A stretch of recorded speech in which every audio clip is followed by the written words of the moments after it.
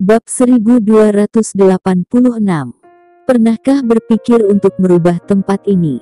Tentu saja dia tahu apa itu blok ke-9, dan tidak ada yang layak diperjuangkan di persimpangan kedua blok tersebut, jadi kedua belah pihak langsung menggunakannya sebagai pembatas.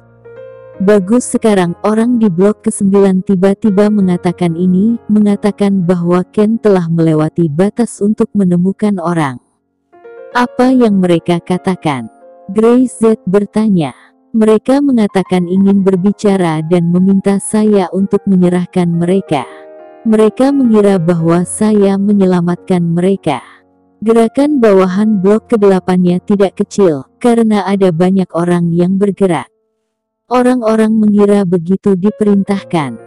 Tetapi Ken tahu bahwa gabungan orang-orangnya tidak sebaik saudara Zen dan orang lain di sekitar Grey Z.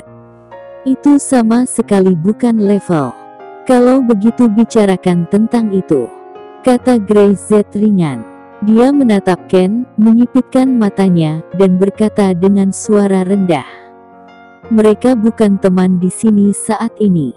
Ya, Ken segera mengatur. Pada waktu bersamaan, Master lingkaran bawah tanah di blok ke-9, Makri. Dia meletakkan telepon dan menyentuh jenggotnya. 100 juta tanpa perlu menggunakan pisau dan senjata.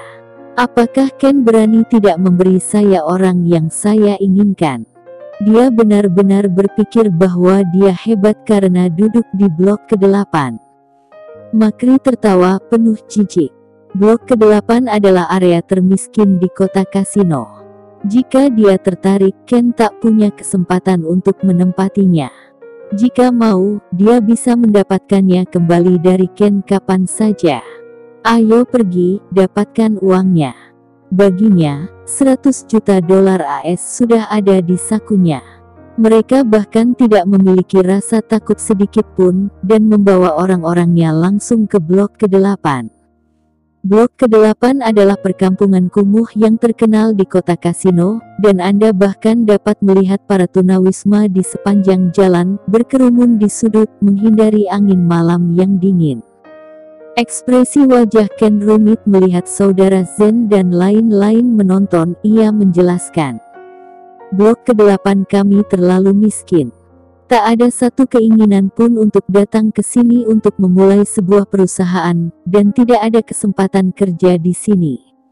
Jadi, untuk mencari nafkah, banyak orang hanya bisa melakukan beberapa kegiatan ilegal, termasuk warga sipil itu. Kejahatan merajalela di sini, dan semua orang melakukannya. Bahkan beberapa anak telah belajar dengan buruk sejak mereka masih kecil. Ken sendiri merasa tidak nyaman melihatnya. Melihat Brother Zen menatap dirinya sendiri, Ken melambaikan tangannya lagi dan lagi. Saya sudah lama berhenti memakai tangan, karena Tuan Z tidak akan mengizinkan saya untuk menyakiti orang. Dia tahu yang terbaik. Mereka yang dipenggal oleh Grey Z pada awalnya karena mereka melakukan beberapa hal berbahaya ke tangan warga sipil. Pernahkah kamu berpikir untuk merubah tempat ini? Brother Zen memandang Ken dan berkata dengan serius. Ubah orang-orang di sini, ubah lingkungan di sini. Sekarang, giliran Ken yang terpana. Ganti tempat di sini. Dia telah memikirkannya, tetapi dia tidak tahu bagaimana memulainya. Dia tidak punya uang, dan dia tidak memiliki cukup kekuatan. Di antara 13 blok ke-8 adalah yang terlemah. Aku bertanya padamu, apakah kamu ingin mengubah keadaan ini? Tanya Zen lagi. Selama kamu mau, kamu pasti bisa melakukannya. Sebelum Ken bisa berbicara, Brother Zen melanjutkan. Kami bisa membantumu.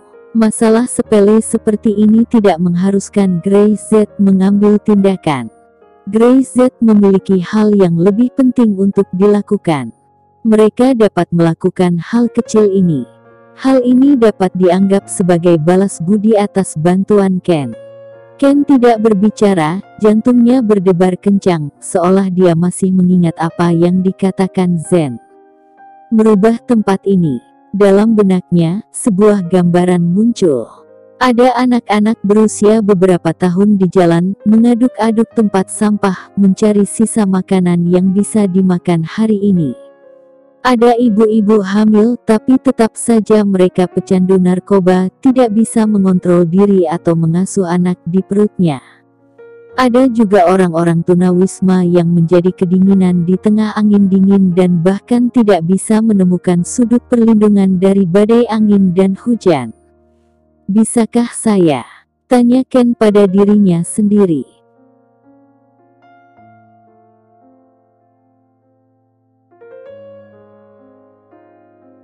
Bab 1287. Bukankah Anda mencari saya? Di persimpangan blok ke-8 dan blok ke-9. Grace Z sedang duduk di dalam mobil dan tidak keluar dari mobil. Dia sedang menelepon.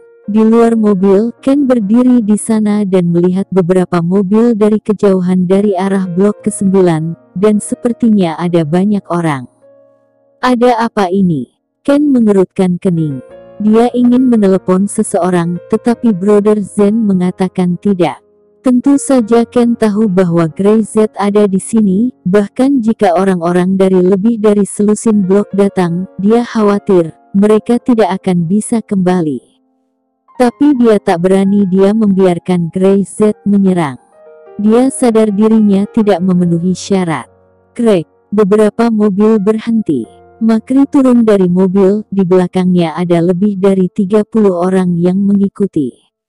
Lama tidak bertemu, Ken, ku dengar kau tidak melakukan hal-hal dengan baik akhir-akhir ini. Kata Makri dengan ejekan, tanpa kesopanan apapun. Blok ke-8 terlalu buruk, kau tetap di sana.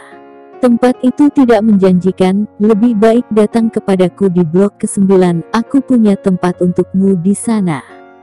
Pergi ke sisinya bukan hanya berarti mengalahkannya.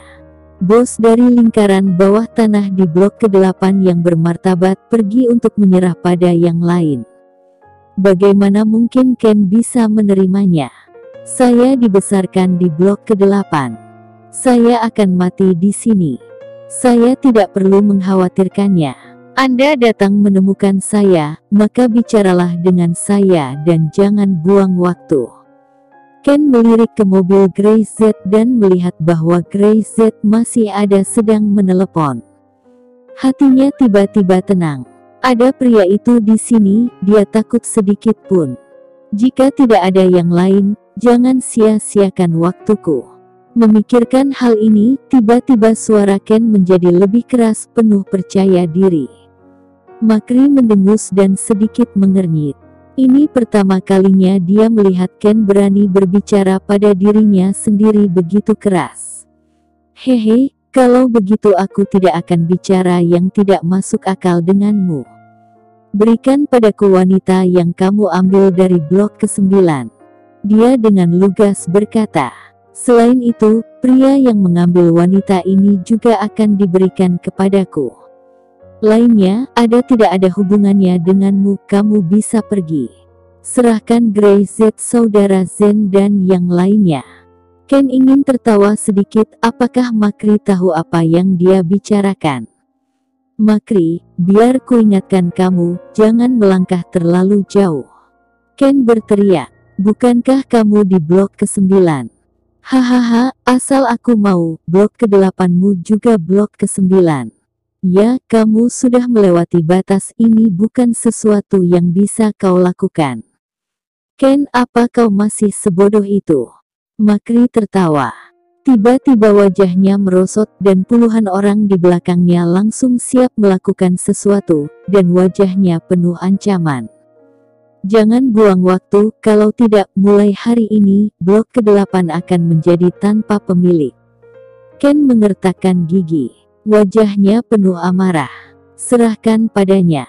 Tiba-tiba, sebuah suara datang dari belakang. Ken menoleh dan melirik, Grace Z keluar dari mobil. Dia berjalan langsung ke Ken dan melirik Makri. Tidak ada omong kosong yang tidak perlu. Keluarga Lee meminta Anda untuk datang. Setelah mendengar ini, mata Makri menciut. Siapa Anda? Bukankah Anda tidak mencari saya? Grace Z berkata. Juga mereka. Dia menunjuk ke Brother Zen dan yang lainnya. Kuberitahu, kamilah yang menyelamatkan orang di blok ke-9. Dia melangkah maju, dan Zen serta yang lainnya juga mengambil langkah maju. Maukah kamu membawa kami pergi? Makri melihat aura Grey Z dan yang lainnya berangsur-angsur berubah dan hatinya bergetar. Tanpa diduga, Grey Z langsung tahu bahwa keluarga Lee mendatanginya. Karena kamu meminta, maka bawa mereka kembali. Begitu suara itu jatuh, puluhan orang di belakangnya segera bergegas menuju Grey Z dan yang lainnya. Tapi, lebih cepat dari mereka itu adalah Zen dan yang lainnya.